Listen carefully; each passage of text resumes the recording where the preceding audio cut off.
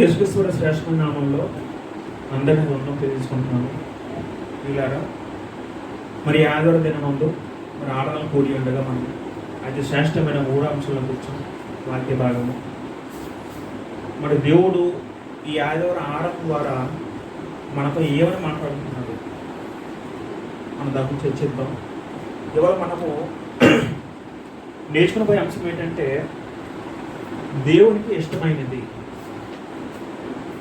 దేవునికి ఇష్టమైన టాపిక్ మనం నేర్చుకుంటున్నాం.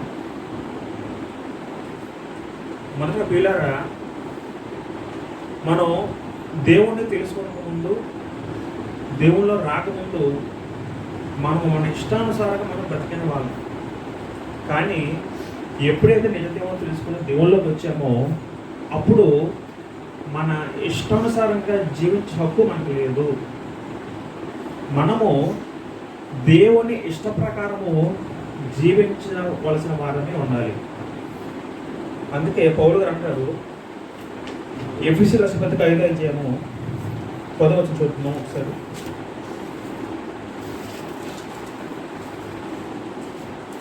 మీరు చదవాలి. ఎఫెసీ 5వ అధ్యాయము 10వ వచనం. కనుక ఆ ప్రభుకి ఏది ప్రీతికరమైనదో పరీక్షించు, వెలుగు సంబంధం వల్ల నడుచుకున్నది. కాబట్టి వచనం ప్రకారము ప్రభువుకు ఏది ప్రీతికరమైనదో దానిని పరీక్షించు. ప్రభువుకి ఏది ఇష్టమైనదో, దేవునికి ఏదైతే మన ఇష్టం కలిగి ఉన్నాడో ఆ ప్రీతికరమైన దాన్ని, ఆ ఇష్టమైన దాన్ని మనము పరీక్షించాలి. అంటే ఒక క్రైస్తవుడుగా మనము మన విధి ఏంటంటే దేవుడికి కూడా కొన్ని ఇష్టమైనవి ఉంటాయి. ప్రతి మనిషి కూడా స్వాభావికంగా వాళ్ళకి కొన్ని ఇష్టమైనవి ఏ విధంగా ఉంటాయో, వాళ్ళకి ఇష్టమైన ఫుడ్ కానీ, ఇష్టమైన డ్రెస్ కానీ, ఇష్టమైన థింగ్స్ ఏవైతే ఉంటాయి, అదేవిధంగా దేవుడికి కూడా కొన్ని ఇష్టమైనవి ఉంటాయంట మానవుడు. కాబట్టి మనము ఆయన ఇష్ట ప్రకారము జరిగించే వారమే మనం ఉండాలి. కాబట్టి మనము దేవునికి ఏది ప్రీతికరమైన మనము పరీక్షించాలి. అది మన కర్తవ్యం. తర్వాత 1 పేతురు రాసిన పత్రిక 4వ అధ్యాయము 2వ వచనం చూద్దాం. 1 పేతురు 4వ అధ్యాయము 2వ వచనం. శరీర శ్రమలో శ్రమపడిన వాడు శరీరం ముందు జీవించి మిగిలిన కాలం అంతా ఇక పెద్ద మనుజాసులు అనుసరించి నడుచుకోనక దేవుడు ఇష్టానుసారంగానే నడుచుకున్న పాపం జోలిక ఏమీ లేక ఉండేను. అయితే ఇక మనం చూస్తూ వచ్చినాము, శరీర విషయంలో శ్రమ పడిన వాడు శరీరమందు జీవించి మిగిలిన కాలం ఇక మీదట మనుజాసులను అనుసరించి నడుచుకునక దేవుని ఇష్టానుసారంగా నడుచుకున్నట్లు పాపముతో జోలియనేమీ లేకుండా ఉండునవచ్చు. అదే మాట మొదటి వచ్చి చూస్తే క్రీస్తు శరీరం ముందు శ్రమ పడిన ఉంటుందండి ఇక్కడ.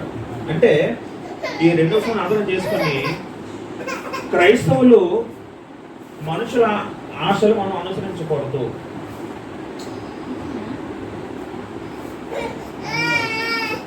మనుష ఆశలను క్రైస్తవుడు అనుసరించకూడదు.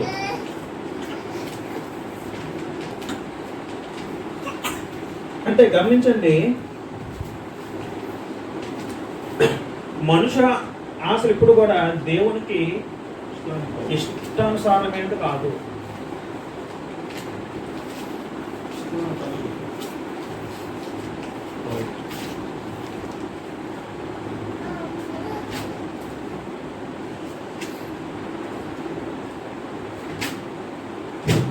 అంటే లోకంలో మనం చేసిన ప్రతిదీ కూడా దేవుణ్ణి ఇష్టపడటం లేదు మనం పరీక్షించాలి. అంటే లోకము ఒక విధంగా చెప్పాలంటే లోకము మనుజ ఆశలు అంటే లోకంలోకి వస్తుంది. ఇప్పుడు మొదటి పత్రికలో మాట ఉంటుంది కదా, లోకాశ, శరీరాశ, నేత్రాశ, జీవనామం. ఈ లోకాశ అన్ని కూడా అవి మనుషుల యొక్క ఆలోచన పుట్టుకొచ్చినవి. అవన్నీ కూడా మనం అనుసరిస్తే దేవుని ఇష్టానుసారం బ్రతకడం కాదు. తర్వాత ఏవైతే మరి మనుషుల ఆశలు అంటే 3వ వచనం ఉంటుంది. మొదటి పత్రిక 4:3 చదవండి. 1 పాయింట్స్. మనము పోకిరి చేష్టలు, దురాశలు, దురాశలు, మద్యపానము, అల్లరుకుని ఆటపాటలు, అల్లుడుకుని ఆడపాటలు, తాగుబోతు విందులు, ఆ, చేదైనవి, ఆ, విగ్రహ పూజలు ఆ, మొదలైన వాటి యందు ఆ, నడుచుకునిచ్చు ఆ, అన్యుల ఇష్టం నెరవేర్చుటకు ఆ. గతించిన కాలమే చాలును. చాలును. ఇక్కడ మనకు ఒక లిస్ట్ ఏమని చెప్తారంటే, మనం గమనిస్తారు పిల్లరా, మనము పోకిరి చేష్టలు, మనం అంటే క్రైస్తవులు పోకిరి చేష్టలు చేయకూడదు. పోకిరి చేష్టలు అర్థం ఏంటి? పోకిరి చేష్టలు అర్థం ఏంటి? ఉదాహరణకి చూడండి, ఇప్పుడు యవనస్తులు ఇష్టానుసారంగా లోకంలో మరి ఆడపిల్లలు వేధించడం, హెరాస్మెంట్ చేయడం కానీ, కామ విలాసం మాట్లాడడం, కొంచెం ఇటువంటి మాటలు, కామ సంబంధమైన ఇటువంటి హెరాస్మెంట్ అన్నీ కూడా, అంటే లైంగికంగా అవన్నీ కూడా పోకిరి చెప్పడం వస్తాయన్నమాట. తర్వాత రెండో పాయింట్ ఏంటంటే దురాశలు అంటే మనుషుల హృదయంలో పుట్టిన ఆశ వేరు, దురాశ వేరు. దురాశ అంటే చెడ్డ కోరికలు, చెడు తలంపులు, చెడ్డ తలంపులు. ఉదాహరణకి మనకి దొంగతనం చేయాలనిపించడం అదో చెడ్డ తలంపు, ఒక స్త్రీని మోహించడం అదో చెడ్డ తలంపు, లేకపోతే ఒక అన్యాయం చేయడం అదో చెడ్డ తలంపు. ఇవన్నీ కూడా దురాశ కింద వస్తాయి. తర్వాత మద్యపానం అంటే డ్రింకింగ్స్, ఆల్కహాల్ కానీ, డ్రగ్స్ కానీ, ఇవన్నీ కూడా మనుషుల్ని మత్తుపాని వైపు నడిపించడానికి మద్యపానం అంటారు. తర్వాత అల్లరితో ఆడపాటలు అంటే అర్థం ఏంటి? కొంతమంది గుంపుగా చేరి డ్యాన్సులు, పెద్ద కేకలేయడము, తద్వారా అవసరం డిస్టర్బ్ చేయడం. అంటే దీంట్లో దేవుడు ఉండవు. దేవుడు లేని ప్రతి గుంపుగా చేరి ఒక అల్లరి చేయడమే అల్లరితో ఆడపాటలు. ఈ మధ్యన సంఘాల్లో కూడా డ్యాన్స్లు అని చెప్పేసి చేస్తారు, అది కూడా ఆడపాట కింద వస్తుందండి. అల్లరి అనేది దేవుడు యాక్సెప్ట్ చేయడం ఇటు పరిస్థితులు కూడా. కాబట్టి పోకిరి చేష్టలో దురాశలు, అల్లదుకున్న ఆడపాటలు, త్రాగుబోతుల బిందులు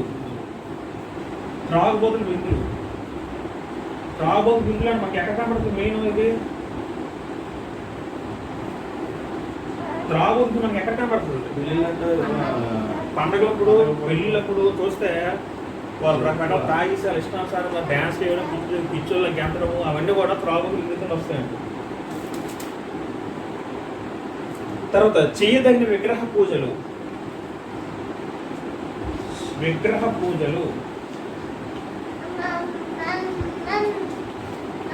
నిజ దేవుని తెలుసుకొనక, నిజ దేవుని ఆరాధించక, వాళ్ళు తెలిసిన మట్టుకు విగ్రహం పూజించడము, వాళ్ళు తెలిసిన చెట్టు మొక్కడము, ఒక సృష్టిని పూజించడం, ఇవన్నీ కూడా విగ్రహాల కింద వస్తుందండి.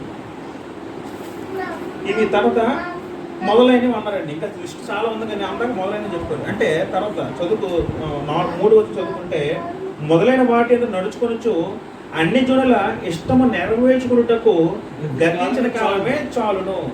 అంటే ఇవన్నీ ఎవరు చేస్తారు? అన్ని జనులు.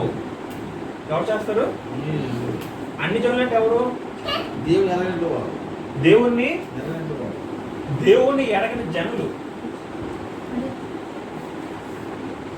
దేవుణ్ణి ఎరగని జనులు అన్ని జనులు. లేకపోతే క్రైస్తవులు కానివారు. ఒక మాట చెప్పాలంటే క్రైస్తవులు కానివారు ఒకప్పుడు దేవుని నమ్మకముందు, దేవుళ్ళు రాకముందు పోకిరి చేష్టలు చేస్తుండేవారు, దురాశతో గడిపేవారు. ఆ మనసు ఏ తలుపు పుడితే ఆ తలుపు ప్రకారం వెళ్ళిపోయేవారు, మద్యపానం చేసేవారు, అల్లరితో ఆటపాటలు, త్రాగుబోతుల బిందులు, విగ్రహ పూజలు, ఇవన్నీ చేస్తుండేవారు అంటే. అయితే పేతురు ఏమంటారంటే, ఇవన్నీ అన్ని జనులు వాళ్ళ ఇష్ట ప్రకారము జీవించారు, వాళ్ళ ఇష్ట ప్రకారం చేసుకున్నారు. దీనికి ఎవరు అడ్డు చెప్పేవారు కాదు. ఒకరు ఎవరైనా వచ్చి చేయకుండా తప్పులో బాగు అంటే వాళ్ళకి కంటిన్యూ చేస్తారు అనుకోండి, అది వాళ్ళ ఇష్టం, వాళ్ళ వ్యక్తిగతం. కాబట్టి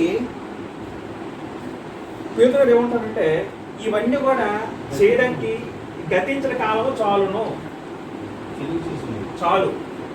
ఆల్రెడీ మనందరూ కూడా అన్యజనులు వచ్చిన వ్యక్తులమే. మనందరూ కూడా అందరూ ఒకరు ఇద్దరం కాదు, ప్రతి ఒక్కరు కాదు, ఏదో లిస్టులో మనం ఏదో లిస్టు ఉంటూ ఉంటాం. మనందరం కూడా మనందరం మన పాపం ఒప్పుకొని పాపం తెలుసుకొని దేవుని తెలుసుకొని మనం క్రైస్తవంలోకి వచ్చిన తర్వాత పేతురుడు ఏం చెప్తారంటే మీకు ఈ గతించిన కాలంలో చాలు, ఇవన్నీ మీరు చేశారు, ఆ పాపలు కడగబట్టే బాప్తిజం ద్వారా ఇక్కడతో క్లోజ్ అయిపోయింది పూర్తిగా, ఇక్కడతో క్లోజ్ చేయండి పూర్తిగా. మరి ఇంకొద్దు, మరి మీ డోర్ మేము వెళ్ళవద్దు. మీరు వెళ్తే మటుకు క్రీస్తుని అవమానించడం ఉంది. ఇవన్నీ చేసినప్పుడు ఒక వ్యక్తి పరిశుద్ధంగా ఉన్నాడు పుట్టి పెద్ద తర్వాత ఇవన్నీ అభ్యసించి ఫ్రెండ్స్ ద్వారాను లోకల్ ద్వారా అభ్యసించి ఆ వ్యక్తి మొత్తం మచ్చ అయిపోయింది. ఆడు ఆత్మ కలంకం అయిపోయింది, ప్యూరిటీ లేదు, డర్టీ అయిపోయింది ఆత్మ. ఎప్పుడైతే క్రీస్తు రక్తంలో కడగబడ్డాడో ఆ వ్యక్తి మళ్ళీ ప్యూరిటీలోకి వచ్చాడు. క్రీస్తు రక్తంలో కడగబడిన తర్వాత ఆ వ్యక్తి మళ్ళీ ప్యూరిటీలోకి వచ్చాడు. వచ్చిన తర్వాత మళ్ళీ దీంట్లో మనకు ఇటు వెళ్ళకూడదు, ఇటు నుంచి ఇటు రావడం తప్ప మళ్ళీ వెనక్కి ఇటు మనం వెళ్ళకూడదు. ఎందుకంటే ఎంతవరకు మనం అన్యజనుల ఇష్టం ప్రకారం మనం జీవించే వ్యక్తులము, ఎప్పుడైతే క్రీస్తు రక్తం తర్వాత ఇంట్లోకి వచ్చాం మళ్ళీ వెనక మనం ఇప్పుడు కూడా మనం చూడకూడదు. కాబట్టి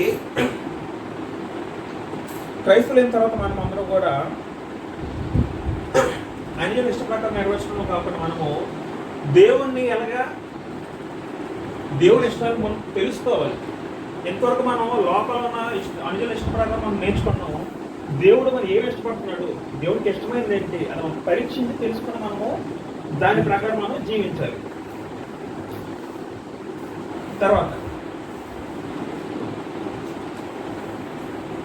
మనం చూడగలిగితే ఒక ఇద్దరు భక్తుల గురించి నేర్చుకుందాం. అపోస్తల కార్యములు 13వ అధ్యాయము 22వ వచనం చూడండి.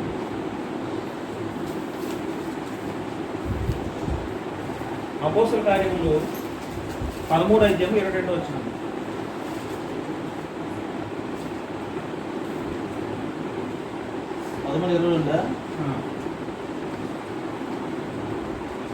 తర్వాత అతను తొలగించి దావీదు వారి రాజుగా ఏర్పరచును. మరియు ఆయన నేను యెషయా కుమారుడు దావీదు కొనుగొంటిని, అతడు నా ఇష్టానుసారైన మనుషుడు, అతడు నా ఉద్దేశం అన్ని నెరవేర్చని చెప్పి అతని గురించి సాక్ష్యం ఇచ్చును.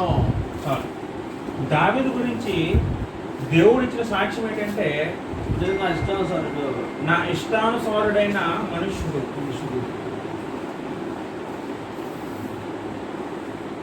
దావీదు చిన్నప్పటి నుంచి తన బాల్యం నుంచి కూడా దేవుడికి ఏదైతే ఇష్టమో, దేవుడికి వేటేంతో ప్రీతి కలవాడో వాటేంతో దేవుడు నడుచుకుని తన జీవితాంతం గడిపాడు. కాబట్టి దేవుడిచే మంచి సాక్ష్యం పొందాడు. ఎవరు? దావీదు పొందాడు. ఎవరు పొందారంటే నా ఇష్టానుసారుడైన మనుషుడు, అంటే నా ఇష్ట ప్రకారము చేసే మనిషి. దావీదు నా భక్తుడు, నేను ఏదైతే చెప్తున్నానో నాకు ఏదైతే ఇష్టమో దావీదు కూడా అదే ఇష్టం అంట. అలా చేసి దావీదు ఒక మంచి సాక్ష్యం పొందాడు, ఇష్టానుసార మనుషుడు. అదేవిధంగా హెబ్రీ పత్రిక చూస్తే 11వ అధ్యాయం 5వ వచనంలో ఇంతవరకు భూలోకంలో చనిపోకుండా పరదేశం వెళ్ళిన వ్యక్తి ఎవరండి? మొత్తం అంతమంది ఇద్దరు వ్యక్తులు. ఎవరెవరు? హనోకు, ఏలియా. హెబ్రీ పత్రిక 11వ అధ్యాయం 5వ వచనం. విశ్వాసం బట్టి హనోకు మరణం చూడకున్నట్లు హనోకు మరణం చూడకున్నట్లు కొనుకోబడిన మునుపు దేవుడికి ఇష్టమైన సాక్ష్యం పొందిన. హనోకు మరణం చూడకుండా దేవుడి దగ్గర వెళ్ళిపోయాడు. భూప్రపంచంలో కేవలము ఏలియా మరియు హనోకు మాత్రమే మరణం చూడకుండా వెళ్ళిపోయారు. అంటే యేసుప్రభువు కూడా తిరిగి లేచారు. అంటే ఒక వ్యక్తిగా ఇద్దరు భక్తులు మాత్రం మరణం చూడకుండా దేవుడు వాళ్ళని తీసుకెళ్ళిపోమాట. హనోకు దేవుడి దగ్గర వెళ్ళిపోక మునుపు ఆయన క్వశ్చన్ చదవ మళ్ళీ వస్తుంది. దేవుడి ఇష్టంగా నడిచాడు, దేవుడికి ఇష్టడుగా నడిచాడు. నడిచాడు. దేవునికి ఇష్టడుగా నడిచాడు. పేరు పొందాడు. ఎవరు? హనోకు. హనోకు. ఇష్టంగా నడిచాడు రాసింది.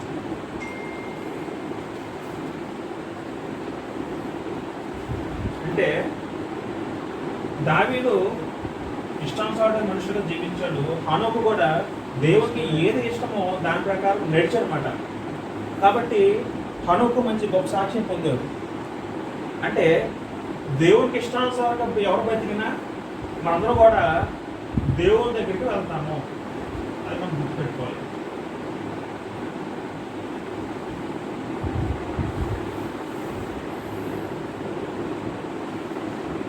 ఒకటే లాజిక్. మనం ఈ లోకంలో దేవునికి ఇష్టంగా బతికితే దేవుడు నువ్వు నాకు కుమారుడు అని దేవుడు తన దగ్గరికి తీసుకెళ్ళిపోతాడు. మనము దేవునికి ఇష్టంగా లేకుండా బతికనుకోండి, దేవుడు మనల్ని చేర్చుకోడు. అర్థమవుతుందా? రైట్. కాబట్టి వీళ్ళని మనము ఎంతవరకు ఏం చూసామంటే దేవునికి ఇష్టమైందని అంశం నేర్చుకుంటున్నాం. అందులో భాగంగా మనం ఎంతవరకు కూడా మనుషుల రీతిగా మనుషుల ఇష్ట ప్రకారం నెరవేర్చినట్టుగా మనం అన్ని జనుల్లో జీవించాము. ఎప్పుడైతే మనం క్రైస్తవులు అయ్యామో మనము అన్ని జనులుగా మళ్ళీ తిరిగి జీవించడానికి వాళ్ళ ఇష్ట ప్రకారం మనం ఉండడానికి మనకి హక్కు లేదు. ఎందుకంటే మనం క్రైస్తవం కాబట్టి మనం ప్రభు రక్తలు కడబడిన మనము మనకు పరిశుద్ధంగా ఉన్నాం కాబట్టి మనకు దేవునికి ఇష్టంగా మనం నడవాలి. దేవునికి ఇష్టంగా నడిస్తే తప్ప మనము పరలోకం చేరము. అలాగా మరి కొంతమంది భక్తులు వాళ్ళందరూ కూడా మరి దేవునికి ఇష్టంగా బతికి, ఉదాహరణకి దావీదు, హనోకు వీళ్ళగా భక్తులు కొంత ఎవరితో ఉంటారు అందరూ కూడా దేవునికి ఇష్టంగా బతికి దేవుని దగ్గరికి వాళ్ళు కొనుక్కోబడ్డారు. ఆఖరిగా మొదటి దినవృత్తాంతంలో 29:10 చూద్దాం. ఇక్కడ దావీదు ఇశ్రాయేలు సర్వసమాజంతో మాట్లాడుతున్న మాట ఏమంటారంటే, మొదటి దినవృత్తాంతంలో 29:17 వచ్చింది. మీరు చదవాలి.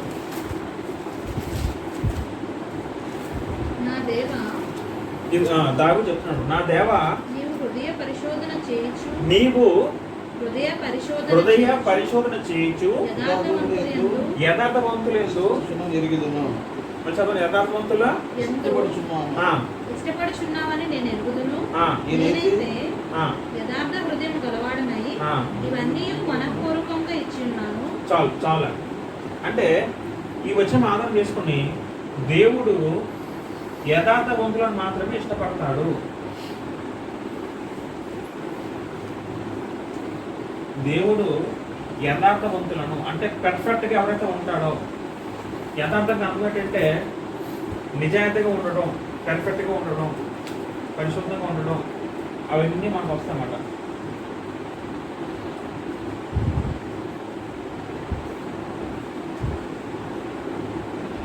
కాబట్టి దేవునికి ఇష్టమైంది దావీదు చేశాడు, హనోకు చేశాడు, మిగిలిన భక్తులందరూ చేశారు. అంటే ఈ భక్తులందరూ ఎలా పోల్చబడ్డారు? యథార్థంగా పోల్చబడ్డారు. దేవునికి ఇష్టంగా ఎవరు బతుకుతారో లోకంలో అందరూ కూడా యథార్థవంతులు, పర్ఫెక్ట్ పీపుల్ అన్నమాట. కాబట్టి దేవుడు హృదయం పరిశీలిస్తున్నాడు. హృదయాన్ని పరిశీలించి కేవలము దేవుడు మాత్రమే. ఒక డాక్టరు మనకి ఏమైనా డిసీజన్ వస్తే ఆ చెక్ చేసి మన బాడీ చెక్ చేయగలరు తప్ప దేవుడు ఇప్పుడు అంటే హార్ట్లో ఏం ప్రాబ్లం ఉంటే హార్ట్లో చెక్ చేయగలరు తప్ప అంటే అంతరంగంగా ఎవడు కూడా చెక్ చేయలేడు అనమాట. కాబట్టి మన అంతరంగా హృదయంలో ఆలోచనలు కానీ థాట్స్ కానీ అవన్నీ కూడా దేవుడు మాత్రమే పరిశోధించగలడు. తర్వాత దేవుడు యథార్థవంతుడు మాత్రమే ఇష్టపడతాడు. యథార్థవంతుడు మాత్రమే దేవుడికి ఏది ఇష్టమో దాని ప్రకారం నడుచుకొని జీవిస్తారు. రైట్. కాబట్టి ఎంతవరకు మనం ఏం నేర్చుకున్నామంటే దావీదు, హనోకు యథార్థవంతుడు భక్తులందరూ కూడా దేవుడికి ఇష్టంగా బతికారు. దాని ద్వారా వాళ్ళందరూ దేవుడు దగ్గర కొనుక్కోబడ్డారు. ఇప్పుడు మనము దేవునికి ఏవైతే ఇష్టమో ఒక 8 పాయింట్లు నేర్చుకుందాం. దేవునికి ఏదైతే ఇష్టమో ఉంటామో కలిగి ఉన్నాడు ఆయనకి ఏంటి ఇష్టం, అసలు దేవునికి ఇష్టమైంది ఏంటి మనం ఎప్పుడు ఆలోచించమ్మా. ప్రతి ఒక్కరికి కొన్ని ఇష్టాలు ఉంటాయి. అలాగే దేవుడికి కూడా కొన్ని ఇష్టాలు ఉన్నాయండి. ఆ ఇష్టాలు ఏంటో మనం దాన్ని పరిశీలిద్దాం. ముందుగా హెబ్రీ పత్రిక 11:5 చూస్తే, ఇంకా మనకు చూసినట్టు విశ్వాసం లేకుండా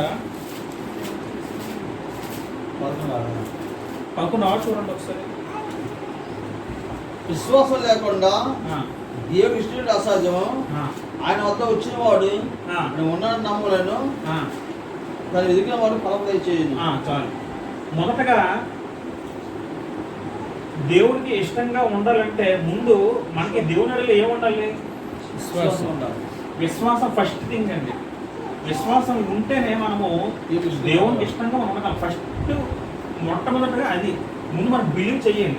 ఆయన నిజమైన దేవుడు, యేసు మన రక్షకుడు అని మనం ముందు నమ్మాలన్నమాట.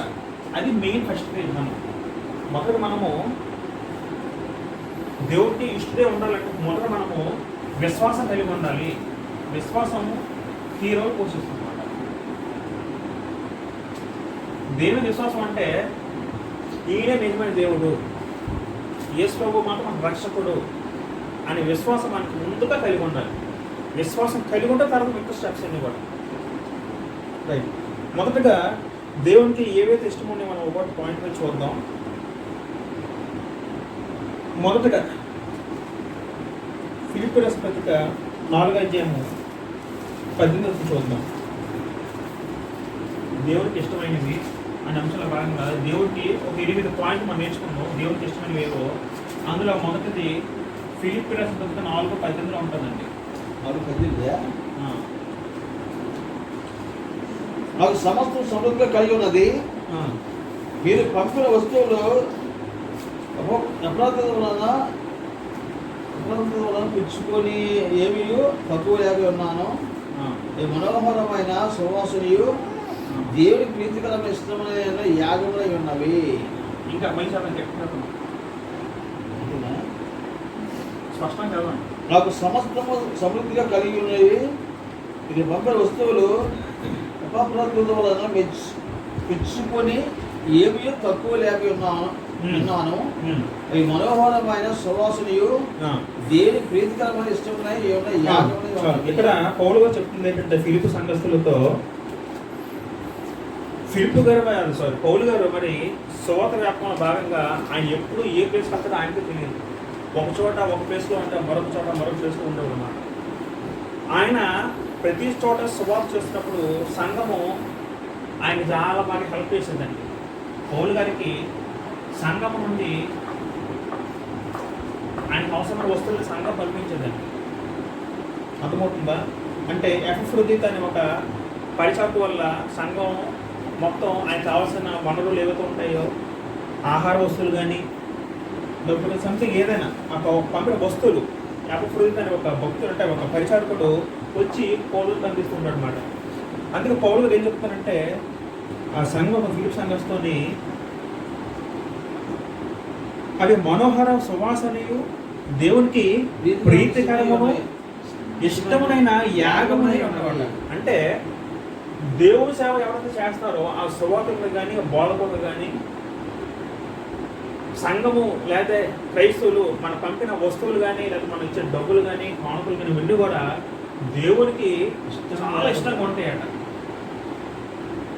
దేవునికి చాలా ఇష్టమైందట.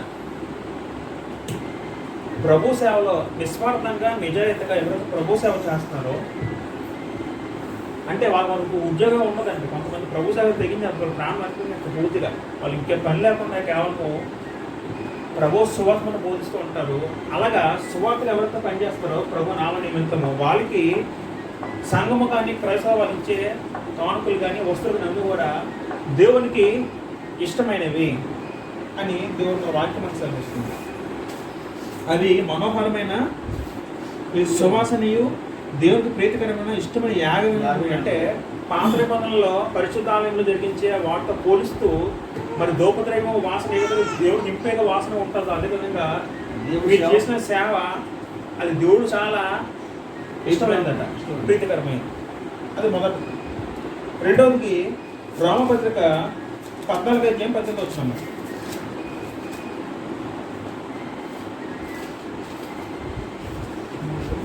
రోమపత్రిక 14:18. ఈ విషయమందు క్రీస్తునకు దాసుడైన వాడు దేవునికి ఇష్టడును మనుషుల దృష్టికి యోగ్యుడనై ఉన్నాడు. కాబట్టి సమాధానము పరస్పర క్షేమాభివృద్ధిని కలుగజేయ వాటిని ఆసక్తితో అనుసరించాలి. ఈ విషయంలో క్రీస్తునకు దాసుడైన వాడు దేవునికి ఇష్టడును మనుషుల దృష్టికి యోగ్యుడైన ఉన్నాడు. ఈ సందర్భం ఏమిటంటే ఆనాడు సంఘంలో రోమ సంఘంలో డిస్టర్బెన్స్ వచ్చింది. రోమ సంఘంలో అన్యుల నుండి వచ్చిన క్రైస్తవులు ఉన్నారు, తర్వాత యూదుల నుండి వచ్చిన క్రైస్తవులు ఉన్నారు అన్నమాట. అందులో ఒక డిస్కషన్ ఏమొచ్చిందంటే కొంతమంది ఏమో యూదులు కొన్ని నాన్ వెజ్ ఐటమ్స్ తినరారు. ధర్మశాస్త్రం ప్రకారము ఈ పంది మాంసం కానీ కొన్ని తినకూడదని రూల్స్ ఉన్నాయి కదా ధర్మశాస్త్రంలో. వాళ్ళేమో తినకూడదని మీరు పట్టుబెట్టేవారు. అన్యుల మటుకు వాళ్ళు ఏంటంటే వాళ్ళ పాత ఆచార ప్రకారము వాళ్ళు తింటూ ఉండరు అనమాట. అయితే ఇద్దరు డిస్టర్బెన్స్ వచ్చి వాళ్ళకి యూదులేమో ఎవరికి క్రైస్తవం మారారో వాళ్ళేమో వీళ్ళకి ఇబ్బంది కలిగిస్తుంటారు అన్ని జనులకి. వీళ్ళు తింటున్నారు తప్పని వీళ్ళు ప్రత్యేకంగా చెప్పడం జరిగింది. దానివల్ల అన్ని జనులు ఎవరైతే క్రైస్తవులు అయ్యారో వాళ్ళకి కొన్ని డిస్టర్బెన్స్ వచ్చిందన్నమాట. ఇక సందర్భం ఏంటంటే పౌలు గారు అంటారు, ఒకసారి 16-15 చదువుకుందాం. 15 చదువుకుందాం. దేవుడి రాజ్యం భోజనం పానం కాదు కానీ 15 చదువుకుందాం. 15 వచ్చింది.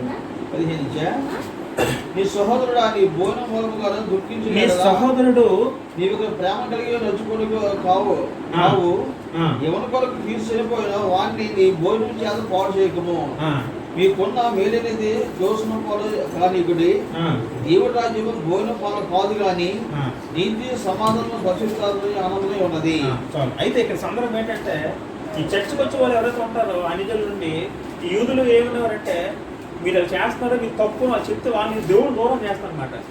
పౌలు గురించి సంగతి తెలుసుకుని బాబు క్రీస్తు మీ భోజనం చనిపోలేదు, మీరు వెనకతల భావ గ్రహించండి, ఆయన చెబుతుంది మీ పాపాల నిమిత్తము ఈ భోజనంలో పానం గురించి కాదు అని చెప్తూ దేవుని రాజ్యము భోజన పానకు సంబంధం లేదు, అది ఆత్మ సంబంధమైంది, మన ఆత్మ రక్షణ గురించి చెప్తూ మీరు మీ అలవాటు వల్ల మీరు మీ నిశ్చయం మీరు ఉండండి, కానీ మీరు ఇలా చెయ్యండి మీరు మరొక క్రైస్తవులు చెప్తే వాళ్ళు దేవుని దూరమైన అవకాశం ఉంటుంది. సంఘం అంటే ప్రతి ఒక్కరు వస్తారండి, ఎక్కడెక్కడో వస్తారు, ఎవరెవరో వస్తారు. వాళ్ళకి సంఘంలో కుల జాతి ఇవే ఉండవండి. బయట ఉంటాయి, మన సంఘంలో అందరూ ఒకటే ప్రభువునందు. కాబట్టి నువ్వు ఇలా చేయకూడదు మనం ఎవరికి చెప్పకూడదు. అంటే ఎస్పెషల్లీ భోజన విషయంలో నీ వల్ల వాడు దుఃఖిస్తే వాడు దేవుని దూరం అయిపోతే నువ్వు ఒక ఆత్మ మళ్ళీ వెనక నిట్టిన వాడు అవుతావు అని సంఘాన్ని హెచ్చరిస్తూ ఏం చెప్తున్నారంటే 15 చదువుకుందాం. 18 ఈ విషయంలో క్రీస్తులకు దాసుడు అయిన దేవుడికి ఇష్టడును మనుషుల దృష్టికి యోగ్యుడై ఉన్నాడు. ఏ విషయమందు దాసుడు అంటే ఆ వచ్చిన మనం 21 చదువుకుందాం. 21 వచ్చిన చదవండి. మాంసం తినడు కానీ ద్రాక్ష తాగుడు కానీ ఈ సోహరికి అడ్డము కలుగు చేసినది మరి ఏది కానీ మానవుడి మంచిది. చాలు.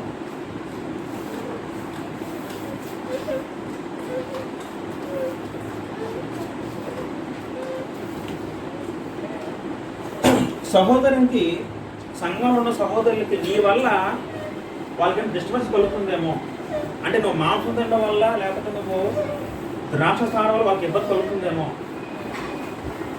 అలా లోపలికి ఉంటే నువ్వు తగ్గించుకొని నువ్వు వాళ్ళు హెచ్చించు సహోదరుని సంఘంలో. యేసువారు కూడా తను వచ్చినప్పుడు తను దాసుడిగా మారిపోయింది. యేసువారు గారు భూలోకి వచ్చినప్పుడు ఆయన దాసుడుగా మారిపోయి తనతో తగ్గించుకున్నాడు. అలాగే మనం కూడా సంఘాలు ఉన్నప్పుడు కానీ వీలుపులు కానీ మనము మన వల్ల మన మిగతా సహోదరులకు ఇబ్బంది కలగకూడదు. అలా కలిగే విషయం ఏదో ఉంటుందో దాన్ని విడిచిపెట్టి తీసివే.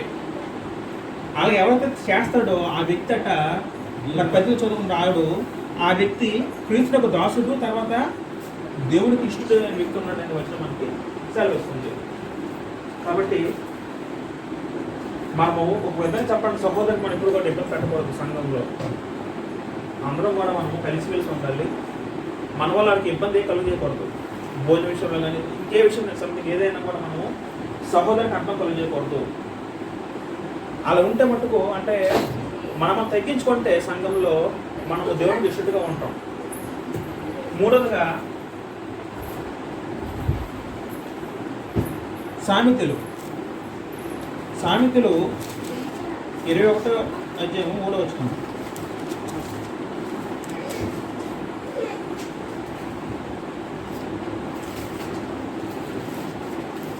సామెతలు 21:3. 23. నీతి న్యాయం అనుసరించి నడుచుకుంటా బలు అర్పించు కంటే యెహోవాకు ఇష్టము. ఎందుకన్నా చాలు సార్.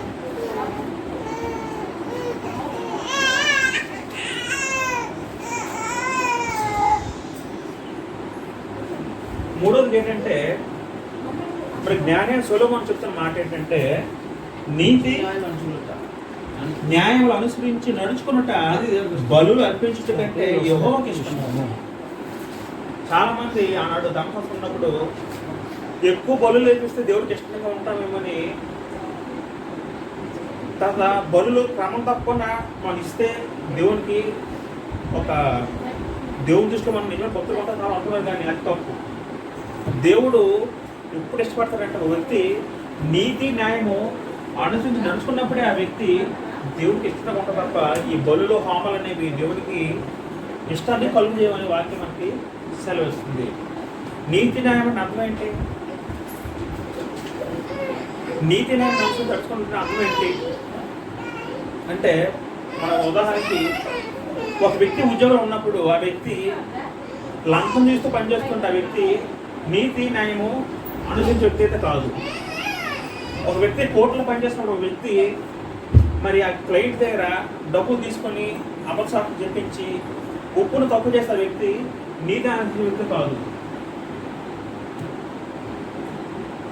ఒక అమ్మేవాడు ఒక కేజీకి ఎంత అమౌంట్, కేజీకి ఒక 100 రూపాయలు 200 రూపాయలు అమ్మవలసిన వ్యక్తి ఒక గ్రామం తగ్గించేయడము లేదా ఒక విధంగా ఇలాగ ప్రతి ఒక్క వర్త వ్యాపారం ఇంట్లో కూడా ఉదాహరణకి చాలా ఉన్నాయి. ఇలాగ ప్రతి ఒక్క పనిచేసే ఉద్యోగాల్లో మనము నీతిగా వ్యవహరించాలి, న్యాయంగా వ్యవహరించాలి.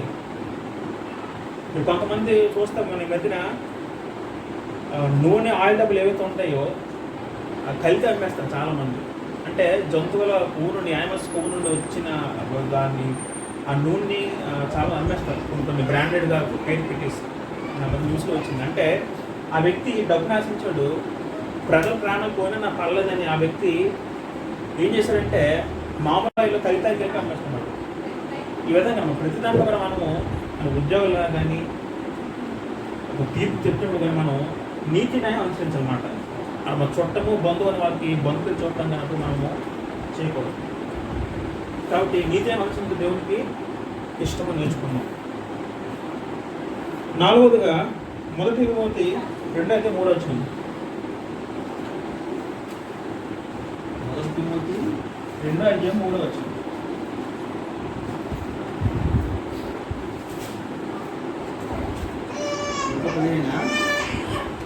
మొదటి 2:3 వచ్చింది.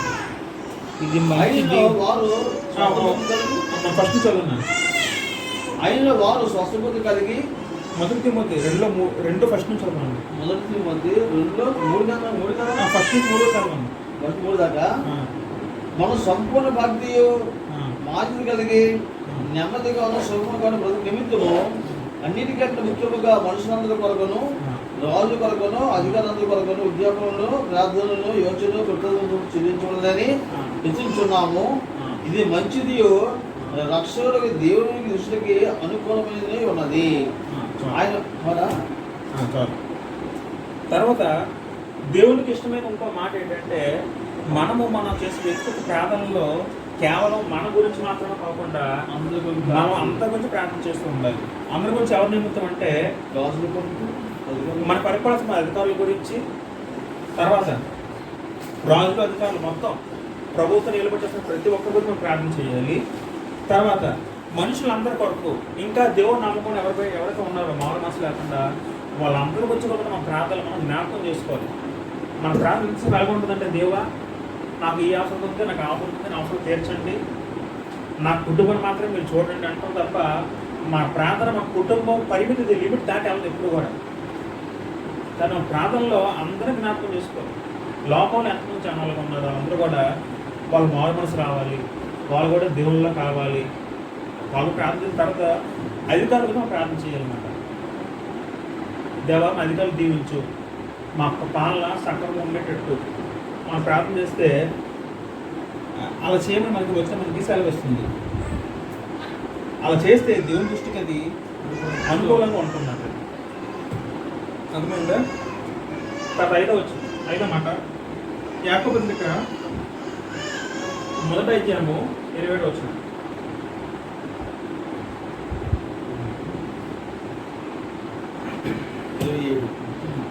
తండ్రి దేవుని ఎదుట తండ్రి అయిన దేవుని ఎదుట పవిత్రమును నిష్కల్మషమైన భక్తి ఏదనగా దిక్కులేని పిల్లలను ఎదురాలను మరి ఇబ్బందుల పరామర్శించటే ఇహలోక మాదిరి తన పంట తన కాపాడుకుంటే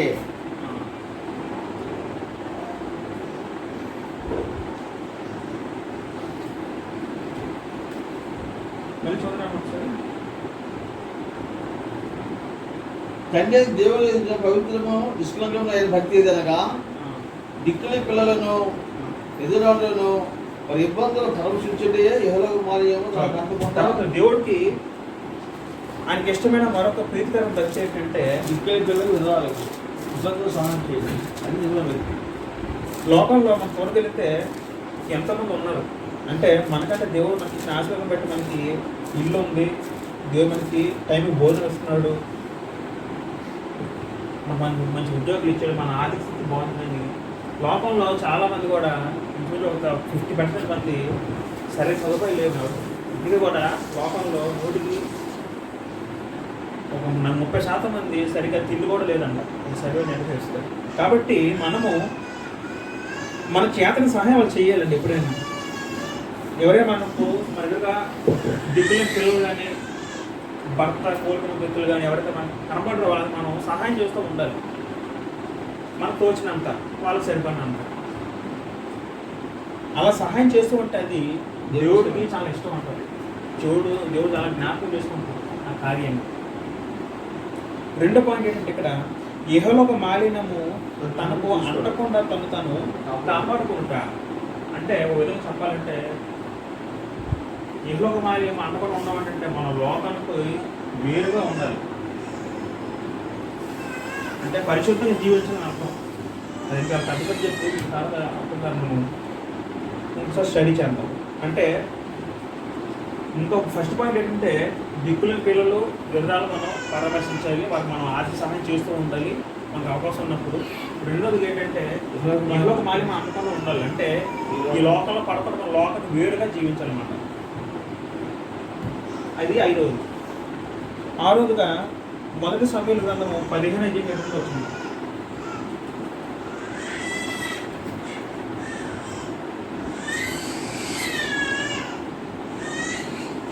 సమయంలో 15 1 సమూయేలు 15:22. అందు సమయంలో సర్వస్వ ఆజ్ఞను ఒకడు గైకొట్టడం వలన యెహోవా సంతోషించినట్లు అతడు దహన బలులు అర్పించడం వలన ఆయన సంతోషించిన ఆలోచించము. బలు అర్పించడం కంటే ఆయన ఆజ్ఞ కలిగి కొట్టులకు అర్పించడం కంటే మా గురించి శ్రేష్టము. ఇక్కడ సందర్భం ఏంటంటే, ఆనాడు మొట్టమొదటి రాజు ఎవరంటే ఇశ్రాయేలు సౌలు గారు. సౌలుకి అమలేక చంపని దేవుడు ఆజ్ఞాపించాడు. అయితే సౌలు చేసినట్టు అక్కడికి వెళ్ళి అమలేకను చంపేసి అక్కడ నువ్వేమి ఉంచకు, అక్కడ కనపడిన ప్రతిదీ కూడా నువ్వు తుడిచిపెట్టి నాశనం చేయని ఆజ్ఞ విధించినప్పుడు సౌలు చేసినట్టు అక్కడికి వెళ్ళి అన్ని చేసిన కానీ అక్కడ ఏం చేసినట్టే వచ్చిన తప్పు, అక్కడ ఉన్న ఆ ప్రాంతంలో ఉన్న ఎడ్లు కానీ గొర్రెలు కానీ అవన్నీ తీసుకొచ్చారట మంచి. దేవుడు ఏం చెప్పాడు, అక్కడ ఉన్న ప్రతి నువ్వు నాశనం చేసి ఏదో మంచిగా తుడిచిపెట్టి నాశనం చేస్తే సౌలు చేశారంటే అవన్నీ చేసి అక్కడ ఉన్న ఎడ్లను గొర్రెలు మీద బాగున్నాయి, మంచి జాతిలో ఉన్నాయని వాటిని తీసుకొచ్చాడు తనతో పాటు. అప్పుడు సమూయేలు మరి న్యాయపతి పాపం సమయంలో కోపపడి సౌలతో ఏమంటుంటే 22 వచనంలో అదనా అందు సమయంలో తాను సెలవేసిన ఆజ్ఞను ఒకటి గైకొనడం వల్ల యెహోవా సంతోషించినట్లు ఒకడు దహన బలులను అర్పించడం వల్ల ఆయన సంతోషించిన ఆలోచించను. బలులు అర్పించడం కంటే ఆజ్ఞ గైకొనుటయు పొట్టేళ్ళ ప్రభు అర్పించడం కంటే మాట వినుటయు శ్రేష్టము. దేవుడు ఏం చెప్పాడు, మొత్తం నాశనం చేయంటే ఆడు మళ్ళీ ఆ సౌలు గారు ఏం చేస్తాడు, సౌలు ఏం చేస్తాడంటే దేవుడు మాట తప్పించి తన సొంత ఆలోచన చేసినట్టే కొన్ని గిడ్లు గొర్రెలు ఉన్నాయి కదా, ఇవి మన బరువులు పనికి వస్తాయంటే అవన్నీ తీసుకొచ్చు అనమాట. అప్పుడు సమీర్ కోపడి ఏం చెప్తాడంటే ఈ బరువుల కంటే దేవుని మాట శ్రేష్టము. తర్వాత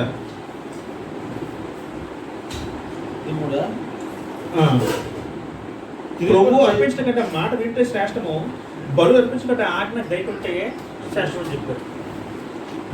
దేవుడు ఎప్పుడు కూడా నాకు బరువులు అర్పిస్తే దేవుడికి సంతోషించడు, దేవుడు చెప్పింది చేస్తే దేవుడు సంతోషిస్తాడు. దేవుడికి అదే ఇష్టం అంట.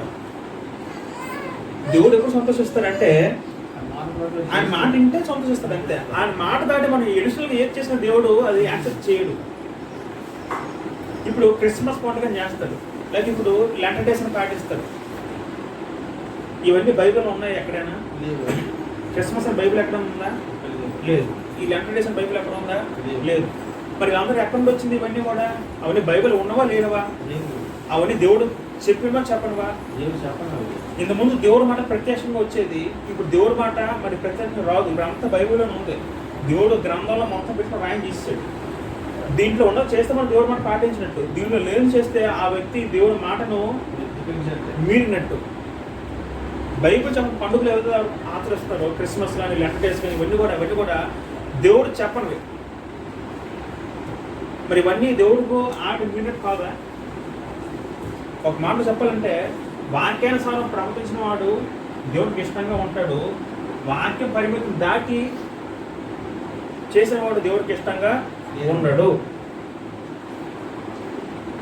తర్వాత 7వ పాయింట్ నేర్చుకుందాం. కీర్తన 69:30 చదువుకుందాం.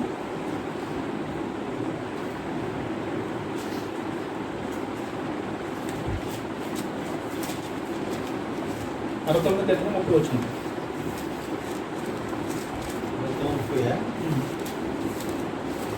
కీర్తనతోనూ నేను దేవుని నామం చూపించను, కృతజ్ఞతలతో నేను ఆయన్ని గణపరిచేదను. కృతజ్ఞతలతో నేను ఆయనను గణపరిచేదను. చదువు గట్టి చదువు. ఇంకానా? చదువు ఇంకా అదేనా? అదే తర్వాత వచ్చిన కీర్తన 30. అదే కీర్తనతో నేను దేవుని నామం చూపించదును, కృతజ్ఞతతో నేను ఆయనను గణపరిచేదను. ఆ తర్వాత వచ్చింది చదువు. ఎందుకంటేనో కొమ్ములు రెక్కలు గల కోడికట్టును అది యెహోవాకు ప్రీతికరము, బాధపడే వాళ్ళు దాన్ని చూసి సంతోషించరు. చాలు. ఇక్కడ వచనం ఏం వస్తుందంటే కీర్తనలతో నేను దేవునామం స్తుతించదను, కృపాస్తుతులతో నేను ఆయనను ఘనపరిచెదను.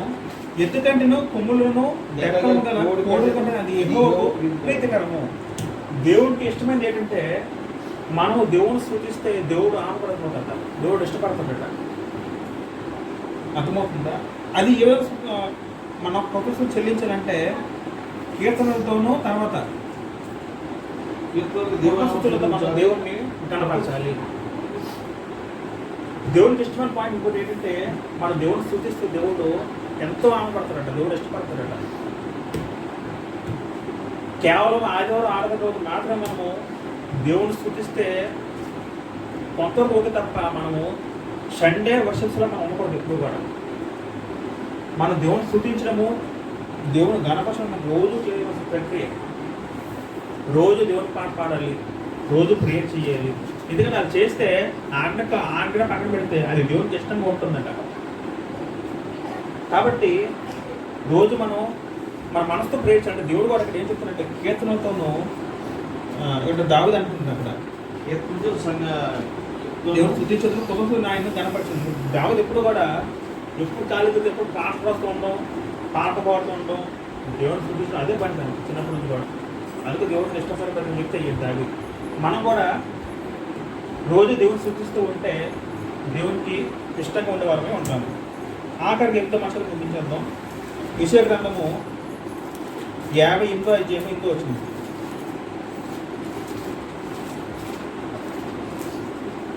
యెషయా 58వ అధ్యాయం వచ్చింది. నీ ఆహారము ఆకలిన వారికి పెట్టి నీ రక్తం మీద మొక్కలు చుట్టుకున్నట్టు దిక్కులైన బీదలకు నీ ఎంత చేర్చుకున్నట్టు భక్తహీనుడు నీకు కనపడినప్పుడు వారికి వస్త్రం ఇచ్చేటి ఇదే కదా నాకు ఇష్టమైన ఉపవాసము. అలా చేసినలా నీ వెనుక వేకుల చుక్క వలె ఉండును, ఉదయించును, స్వస్థ నీకు శీఘ్రము లభించును, నీ నీతి నీ ముందు నడుచును, యెహోవా మహిమ నీ సైన్యము ఇనుగు భాగమున కావలి కాయను. చదువునా? ఈ కాలంలో కొంతమంది మత్స్యాకులు లెంట్ డేస్ని ఉపవాసం చేస్తారు. ఏం చేస్తారు? ఉపవాసం అర్థం ఏంటి? ఉపవాసం అర్థం ఏంటి? మాకు తెలిసిన ఉపవాసం అంటే మనకు తెలిసిన ఉపవాసం అర్థం ఏంటంటే భోజనం చేయకుండా ఒక పూట ఉండడం, కడుపు మార్చుకోవడం, అదే ఉపవాసం అనుకుంటున్నాం. కడుపు మార్చుకున్న ఉపవాసం కాదు, ఒక పూట తిన్నామో ఉపవాసం కాదు.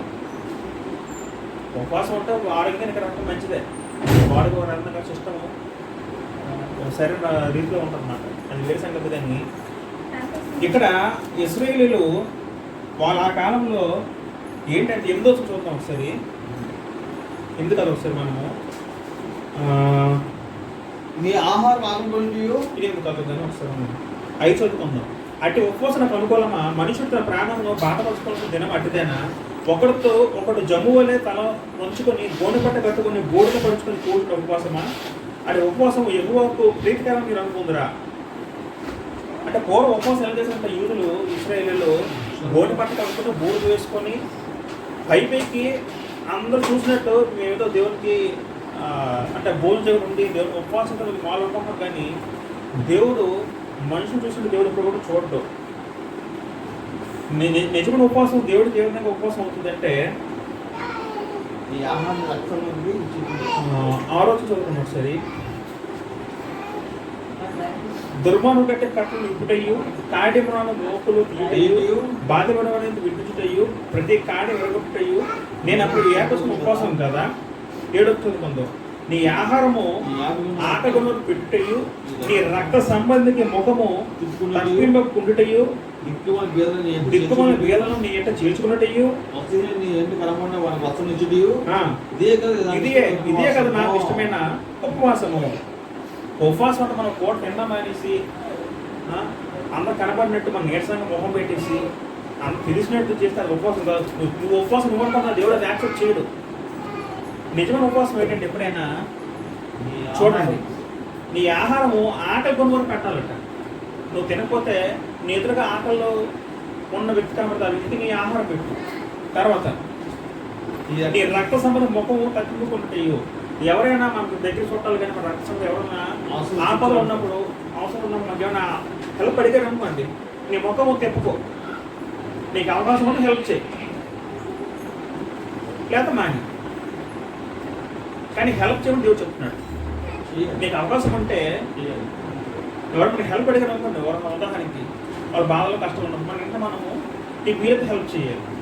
తర్వాత దిక్కుమాల వేదన నీ ఎంట చేర్చుకున్నట్టు ఎవరైనా మరీ ఎక్కువ నీకు ఒక వ్యక్తి జాలి కలిగితే ఆ వ్యక్తి అస్సలు చాలా బేరస్థితులు ఉంటుంది, వారిని ఇంట్లో నువ్వు చేసుకో. వస్త్రం కనుక నీకు వారికి వస్త్రం ఇచ్చుట, ఎవరైనా బట్టలు లేకుండా వాళ్ళకి బట్టలు ఇవ్వడము, ఇదే కదా నెక్స్ట్ ఉపవాసం దేవుడు అనుకుంటున్నమాట. ఇవన్నీ చేస్తే ఈ 4 పనులు అంటే ఒక మాట చెప్పాలంటే నీ పొరుగువారిని నువ్వు హెల్ప్ చేస్తే, సహాయం చేస్తే నువ్వు ఉపవాసం చేసినట్టే. అంతే తప్ప మనం తినకుండా ఉన్నట్టు ఉపవాసం ఓనుకుంటున్నాను దేవుడు ఇష్టమైన ఉపవాసం కాదు. నిజం ఉపవాసం అందుకంటే ఆకలి ఉన్న వరకు ఆహారం పెట్టడము, బట్టలు ఇవ్వడము, ఎవరైనా మన దగ్గరికి వచ్చినప్పుడు చుట్టాల బంధువులు వాళ్ళకి హెల్ప్లు లేని స్థితులను వాళ్ళకి హెల్ప్ చేయడం, ఇదే దేవుడికి ఇష్టమైన ఉపవాసము. కానీ వీళ్ళు ఎంతో ఏం నేర్చుకున్నాం అంటే దేవునికి ఏదైతే ఇష్టమో ఆయన అంశంలో నేర్చుకుంటున్నాం. అందులో బాగా మనం 8 భాగం నేర్చుకుంటున్నాం. మొదటగా మనము విశ్వాసం కలిగి ఉండాలి ఎవరి పట్ల? దేవుని దేవునికి ఇష్టం కలిగి ఉండాలి మొదలుగా. తర్వాత ఇంకో పాయింట్ ఏంటంటే మొదటగా సువార్తకులు సహాయం చేయడము. అంటే దేవుని సేవలు ఎవరితో నిస్వార్థంగా పనిచేసే వాళ్ళకి మనము తోపు సహాయం చేయడం, డబ్బులు ఇవ్వడం కానీ వస్తువులు ఇవ్వడం ఏదో వచ్చింది. రెండోది ఏంటంటే సహోదరునికి అర్థం కలిగికుండా ఉంటాం. సంకలం సమాధానం మన వల్ల ఒకరు ఇబ్బంది ఫీల్ అవ్వకూడదు. ఏ విషయంలో మన వల్ల ఒకరు ఇబ్బంది ఫీల్ అవ్వకూడదు అన్నమాట. మన వల్ల దేవుడు దూరం కాదు. ఎస్పెషల్లీ మన వల్ల ఒకడు దేవుడు దూరం కాకూడదు. ఇప్పటికీ కొంతమంది కొన్ని సంఘాలు కొంతమంది ఎక్కడో కలిపే సంఘాల్లో ఇప్పటికీ చుట్టలు అవుతూ ఉంటారు, ముందు అవుతూ ఉంటారు. కొంతమంది మాట కూడా విన్నాను, ఒకళ్ళు చుట్ట తాగడం వల్ల ఒక సంఘంలో ఏమైందంటే వీడి వల్ల ఇంకోడు చచ్చి రావడం మైండ్. ఇంకో సంగతి ఏమిటంటే ఒక వ్యక్తి సంఘం ఉన్నప్పుడు ఆ వ్యక్తి సంఘం స్త్రీలతో అసభ్యంగా ప్రవర్తించడం వల్ల ఆ స్త్రీ రావడం మానేసింది ఈ వ్యక్తి వల్ల. అంటే ఒక వ్యక్తి క్రియల వల్ల సంఘంలో ఉండే ఒక వ్యక్తి దూరం అయిపోయాడు. కాబట్టి ఆ విధంగా మనం సంఘంలో ఒక వ్యక్తి దూరం చేస్తే దేవుడి కోపం గురవుతాం. కానీ సహోదరం అనేది కూడా అర్థం చేయడం మనం ఉండాలి మన ప్రవర్తన సంఘంలో. మూడోది ఏంటంటే నీతి న్యాయం అనుసరించి మనం జీవించాలి ప్రతి విషయంలో కూడా. నాలుగవది మనుషులు, రాజులు, అధికారులకు మనకు వ్యక్తిగత ప్రార్థన రోజు మనం ప్రార్థన చేస్తూ ఉండాలి. మన వ్యక్తిగత ప్రార్థన ఏంటో మనము వాళ్ళకి జ్ఞాపకం చేసుకోవాలి. ఐదవది ఏంటంటే దిక్కులేని పిల్లలు, విగ్రహాలు కనబడితే మనం వాళ్ళకి సహాయం చేయాలి. ఇంకోటి ఏంటంటే ఈ లోకల్లో ఈ చట్టం అంటే ఒక ఆరోది ఏంటంటే దేవుడు మాట వినడం. అంటే ఇప్పుడు దేవుడి మాట ఏంటి? ఫస్ట్ గ్రంథంలో ఉన్నదంతా చెయ్యాలి. గ్రంథం దాటి మనం విషయాలకు మన సొంత ఆలోచన కల్పించి చేసే మటుకు దేవుడికి ఇష్టంగా మనం కోల్పోయే అవకాశం ఉంటుంది. దేవుడు చెప్తే చేయడం, గ్రంథంలో చేయడం, గ్రంథం దాటి చేయడం లేదని. ఏడోది ఏంటంటే మనం దేవుడిని స్తుతించాలి. దేవుడిని చేతులు కనపడటము, ఆయన ఫోటోలు చెల్లించడం అనేది దేవుడికి ఇష్టమైంది. ఎనిమిదోది ఏంటంటే ఉపవాసం అంటే నిజంగా ఉపవాసం ఏంటంటే రక్త సంబంధ సహాయం చేయడము, ఆకలికి అన్నం పెట్టడము, వస్తువులకి ఉపవాసం ఇవన్నీ కూడా దేవుడికి ఇష్టమైనవి. మనకి ముందు నేర్చుకున్నట్టు పౌలు మరి దావీదు గారు కానీ హనోక్ కానీ తన మిగతా భక్తులను కూడా ఇవన్నీ చేసినట్టు చేయనట్ట. ఇవన్నీ చేస్తే వాళ్ళందరూ కూడా దేవుడికి ఇష్టలు, దేవుడికి ఇష్టంగా బతికినట్టు అవుతుంది అన్నమాట. అంటే మన జీవితంలో ఇవన్నీ ఫాలో అయితే మనము దేవుని ఇష్టానుసారంగా మనం జీవిత వ్యక్తులు అవుతాం. దేవునికి ఇష్టానుసారం మనం జీవించినట్టు అవుతాం. కాబట్టి మనం ఈ పాటలో మనం ఏం నేర్చుకున్నామంటే దేవునికి ఇష్టానుసారంగా ఎలా జీవించాలని నేర్చుకున్నాం. తర్వాత దేవునికి ఇష్టమైన ఏంటంటే కొన్ని పాయింట్ నేర్చుకున్నాం. సో మన జీవితంలో మన చివరికి కూడా ఇవన్నీ మనం చేయడం ప్రయత్నించాలి. ఇవన్నీ చేస్తే మనం దేవునికి ఇష్టంగా ఉంటాం. మనం దేవునికి ఇష్టంగా మన భూలోకంలో జీవిస్తే దేవుడు మనకి ఇచ్చే ఆశీర్వాదం ఏంటంటే మొదటగా కీర్తన చదువుకుందాం. చదువుకుంటుంది కీర్తన 18-19 వచ్చింది.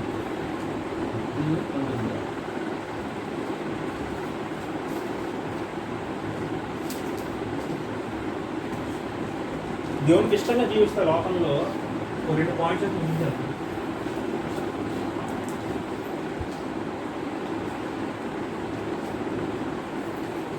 కీర్తన 18-19 విశాలమైన స్థలమునకు ఆయన మన తోడుగా వచ్చును. నేను ఆయనకు ఇష్టడును కనుక ఆయన నన్ను తప్పించును. చాలు. మన భూలోకంలో ఉన్నప్పుడు దేవుడికి ఇష్టంగా బతికితే మనకి ఏ ఆపద వచ్చినా దేవుడు మనల్ని రక్షిస్తాడు. మనకి ఏ ప్రమాదం వచ్చినా, ఇటువంటి భయంకర జబ్బులు వచ్చినా, రోగాలు వచ్చినా, నొప్పులు వచ్చినా, ఏది వచ్చినా కూడా దేవుడు మనల్ని ఆపదలను రక్షిస్తాడు. ఎందుకంటే దేవుడికి ఇష్టం బతికిన దేవుడు యొక్క పరిదృష్టి ఆ వ్యక్తి మీద ఉంటుంది కాబట్టి ఆ వ్యక్తిని దేవుడు కాపాడుతాడు, రక్షిస్తాడు. ఏ సిచ్యువేషన్ అయినా, ఏ యాక్సిడెంట్స్ జరిగినా, ఏ ప్రమాదం జరిగినా, ఇటువంటి జబ్బులు ఏదైనా దేవుడు వారిని ఆ వ్యక్తిని దేవుడు రక్షిస్తాడు. రెండోది ఏంటంటే దేవుడు తన రాజ్యాన్ని మనకి ఇస్తాడు. దేవుడు రాజ్యం పరలోకం అనుకోండి. అదే మన రాజులు ఉన్నట్టే మన చనిపోయిన తర్వాత మనకి పరలోకంలో ఉండే ఆ భాగ్యం మనకి అనుగ్రహిస్తాడు.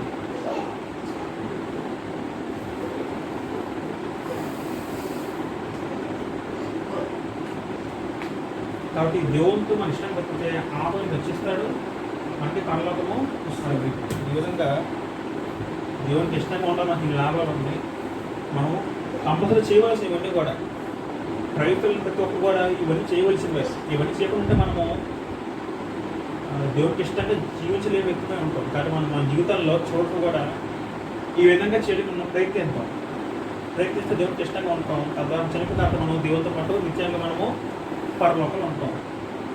ఈ వాక్యాన్ని నన్ను హెచ్చరికలు మేము హెచ్చిస్తున్నాను. దేవుడి కొద్ది మాటలకు దీవించి వాళ్ళంతా ఆశ్రయించిన దాకా ఆమేన్.